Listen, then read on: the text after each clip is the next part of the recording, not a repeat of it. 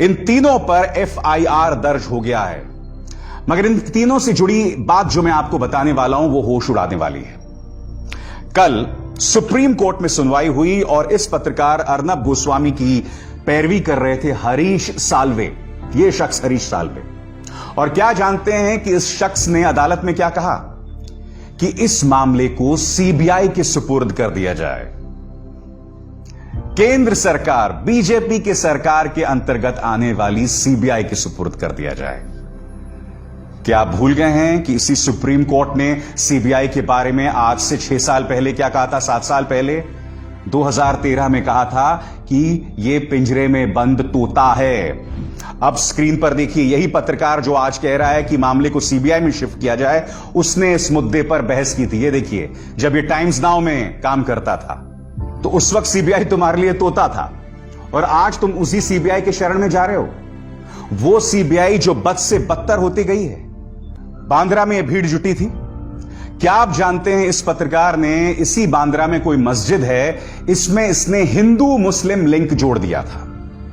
पहला आरोप यह है। दूसरा, आपकी स्क्रीन पर कांग्रेस के अध्यक्ष सोनिया गांधी। इसका यह आरोप था अपने कार्यक्रम में कि सोनिया गांधी ने ही पालघर में वो लिंचिंग्स करवाई और वो बहुत खुश होंगी इस बारे में। इतना बड़ा आरोप, और क्या कोई प्रमाण है?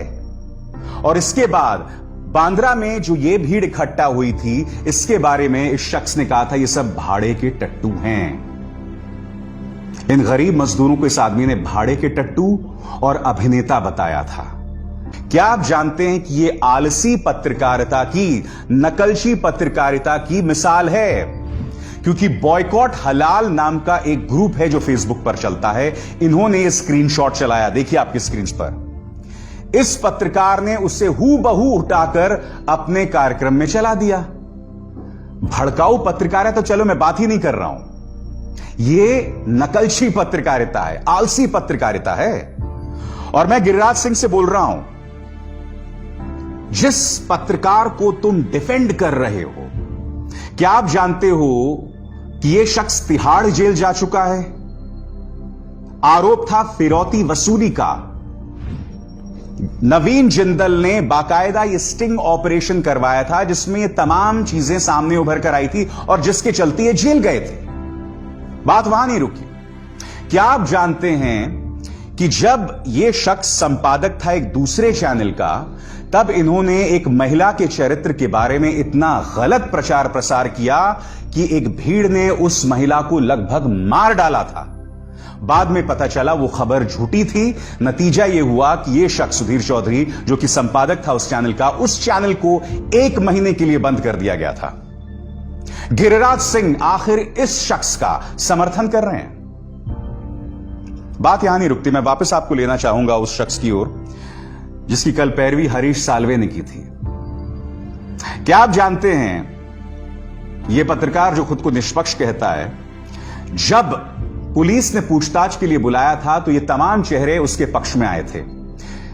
सूचना और प्रसारण मंत्री प्रकाश जावड़ेकर, बीजेपी के अध्यक्ष JP नड्डा, बीजेपी के प्रवक्ता संबित पात्रा, ये सब ने कहा था कि ये प्रेस की आजादी पर अंकुश है। और मैं आपको बता चुका हूं आरोप क्या गंभीर थे।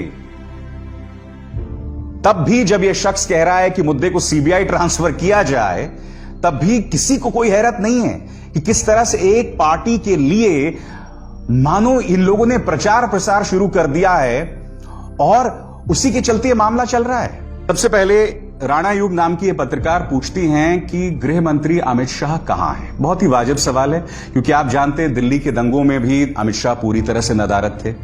आप खुद देखिए, law and order is fine in country, Amit Shah has worked silently to make all lockdown successful, you are habitual offender. कभी आपने देखा है कि पत्रकार इस कदर मंत्रियों की, नेताओं की फील्डिंग कर रहा हो, इस कदर पिछलग्गू बना हुआ हो? और फिर आप समझ सकते हैं कि जैसे इनके खिलाफ FIR दर्ज होती है समाज के अंदर विद्वेष फैलाने को लेकर, तो वही भारतीय जनता पार्टी के नेता इनके पक्ष में आते हैं इनका समर्थन करने। क्योंकि जाहिर सी बात है, जब इस तरह से ये लोग पिछलग्गू बने हुए हैं तो इनके पक्ष में तो आएंगे ही ना। तब इसी पत्रकार ने अपने एक शो में चलाया था कि मुझे अपने सूत्रों के हवाले से पता चला है कि किस तरह से तबलीगी जमात का पाकिस्तान के साथ लिंक है। उसके ऑडियो की आप एक छोटी सी झलक सुनिए।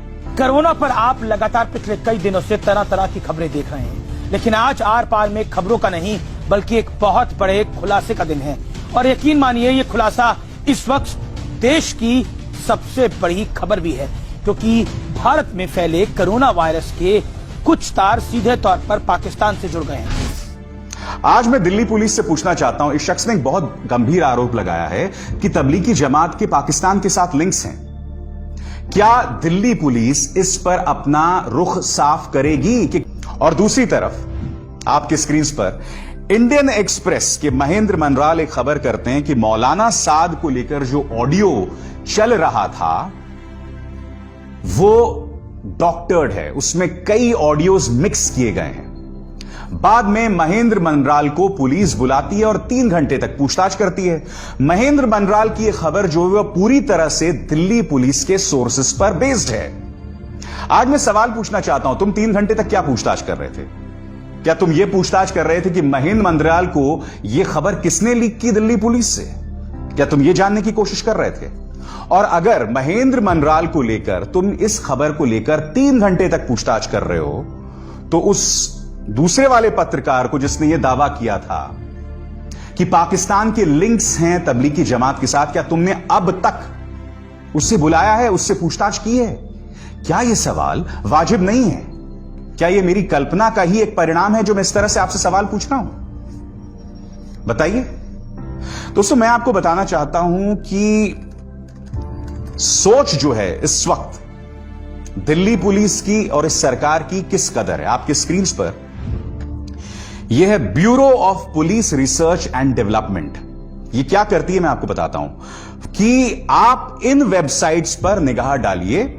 अगर किसी तरह की कोई अफवाह चल रही है तो आप इन वेबसाइट्स को रेफर कर सकते हैं, एक्सेस कर सकते हैं झूठ का पर्दाफाश करने के लिए। और उनमें से एक ऑल्ट न्यूज भी था, प्रतीक सिन्हा का ऑल्ट न्यूज। अगले दिन क्या होता है, Bharatiya Janata party IT cell के जो ट्रोल्स हैं, 2-2 रुपए प्रति ट्वीट पर बिकने वाले ट्रोल्स, ये लोग बवाल कर देते हैं। तो बीजेपी आईटी सेल बवाल करती है। नतीजा क्या होता है, बीपीएनआरडी अपना वो प्रेस रिलीज जिसमें उन्होंने ऑल्ट न्यूज का जिक्र किया होता है उसे ही हटा देती है। और ऐसा नहीं कि ऑल्ट न्यूज सिर्फ बीजेपी आईटी सेल का पर्दाफाश कर रही थी। ऑल्ट न्यूज ने हमेशा जो भी झूठी खबरें रही हों उसका पर्दाफाश किया है। यानी कि कांग्रेस की आईटी सेल भी अगर कोई झूठी खबर चला रही है तो उसका पर्दाफाश किया है। आम आदमी पार्टी का आईटी सेल या उससे जुड़े समर्थक जो हैं वो कोई झूठी खबर चला रहे हैं उसका पर्दाफाश किया है। मुस्लिम ग्रुप्स भी अगर कोई झूठी खबर चला रहे हैं तो उसका पर्दाफाश भी ऑल्ट न्यूज ने किया है। बीजेपी आईटी सेल के 2-2 रुपए प्रति ट्वीट पर बिकने वाले गुर्गों के दबाव के चलते ऑल्ट न्यूज को हटा दिया गया।